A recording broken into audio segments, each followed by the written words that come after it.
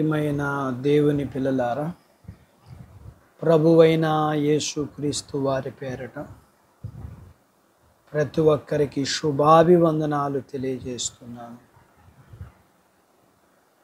దేవుడు మిమ్మను దీవించునుగాక, మీకు శుభం కలుగునుగాక. ఈ ఉదయ కాలం పరిశుద్ధ గ్రంథం నుండి దేవుని వాక్యాన్ని చదువుకుందాం.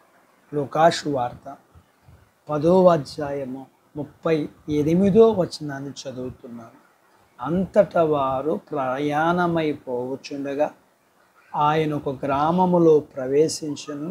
మార్తా అను ఒక స్త్రీ ఆయనను తన ఇంట చేర్చుకొనెను. దేవుడు తన మాటలు మన కొరకు దీవించునుగాక. ఆమేన్. ప్రియమైన దేవుని పిల్లలారా,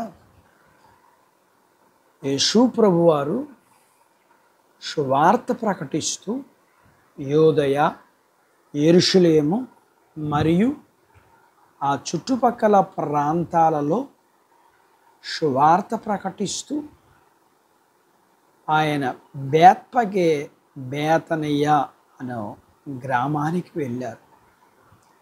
ఆ ఊరిలోనికి వెళ్ళినప్పుడు ఆ ఊరిలో ఒక కుటుంబం, అది మార్తా, మరియా, లాజరు అనే కుటుంబం, ప్రభువాన్ని చేర్చుకున్నారు. మార్తా ప్రభువారికి, ఆయన శిష్యులకు, అక్కడ ఉన్న ప్రజలకు ఆహారం సిద్ధపరుస్తుంది. అయితే ఓర్పు లేక దేవుని మీద అనగా ప్రభువారి మీద సనిగింది. నా మీద నీకు జాలి లేదయ్యా అని. ఒక మనిషి విస్తారమైన పనులు పెట్టుకొనుట చేత అతనికి విచారం, తొందరలు ఉంటాయి. దానికి ప్రభువారు చాలా నెమ్మదిగా ఈ విషయాన్ని చెప్పారు. ఇవన్నీ సహజం, ఎక్కువగా ఇలా చేస్తే ప్రమాదం అని చెప్పారు. అలాగే మరియా, లాజరును చూస్తే మరియా ప్రభు పాదాల దగ్గర కూర్చుని ఆయన మాటలు విన్నది. ఇది మంచిది కదా.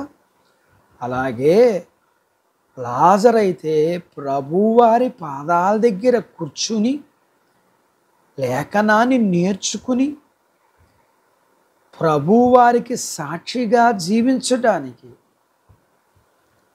మరణము దగ్గర విశ్వాసం కలిగిన వాడిగా మరణించడానికి సిద్ధపరచబడ్డాడు.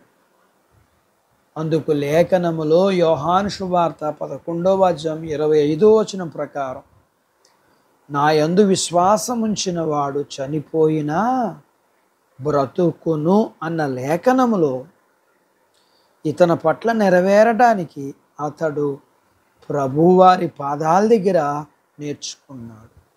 అంతేకాదు, ఆ కుటుంబం ఆయనను చేర్చుకుని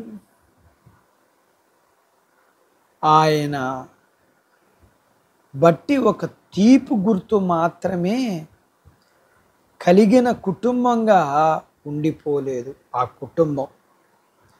ఆ కుటుంబం ప్రభువుని చేర్చుకున్న ఆనాటి నుండి ఆయన యొక్క శారీరక, ఆధ్యాత్మిక అవసరతలు గుర్తించి బాధ్యతగా చేస్తూ ప్రభువారు ప్రేమించిన వారిగా, ప్రభువారు ప్రేమించిన కుటుంబంగా ఈ భూమి మీద మనం చూస్తాం. అట్టి బాధ్యత దేవుడు మనకు దయచేయునుగాక. ఆమేన్. దేవుడు తన మాటలు మన కొరకు దీవించునుగాక. ఆమేన్. ప్రార్థించుకుందాం. మమ్మల్ని మిక్కిలిగా ప్రేమించిన మా ప్రియ పరలోకపు తండ్రి, మీ పరిశుద్ధ నామమును బట్టి వందనాలు. వాక్యం విని నాతో పాటు ప్రార్థనలో ఏకీభవిస్తున్న ఈ పిల్లలందరి కొరకు ప్రార్థన చేస్తూ, వీరి కుటుంబీకులందరినీ, చిన్న బిడ్డలను, యవనస్తులను, వృద్ధులను, స్త్రీ పురుషులను, చదువులు, ఆరోగ్యాలు, ఉద్యోగాలు, పొలాలు, పశువులను దీవించమని, ఎండ నుంచి భద్రత ఇమ్మని, వర్షాలు ఇమ్మని, వీరికి కలిగినంతటినీ దీవించమని, వివాహము కావలసిన వారికి వివాహాలు, గర్భము లేని వారికి గర్భఫలం, గర్భఫలం కలిగిన వారికి సుఖప్రసూతి, ప్రసూతైన వారికి తల్లి పిల్లలకు ఆరోగ్యమును, వాక్యం విన్న మీ పిల్లలు వారి యొక్క జీవితాల్లో మిమ్మను చేర్చుకుని, మీ దగ్గర నేర్చుకుని, మీ ప్రేమను పొందుకుని, మీ కొరకు మహిమకరంగా ఉండే బాధ్యత వాక్యం విన్న మీ పిల్లలకు కూడా మీరు అనుగ్రహించమని యేసు ప్రభు వారి పేరట ఈ ప్రార్థన మీకు చేస్తున్నాను తండ్రి. ఆమేన్.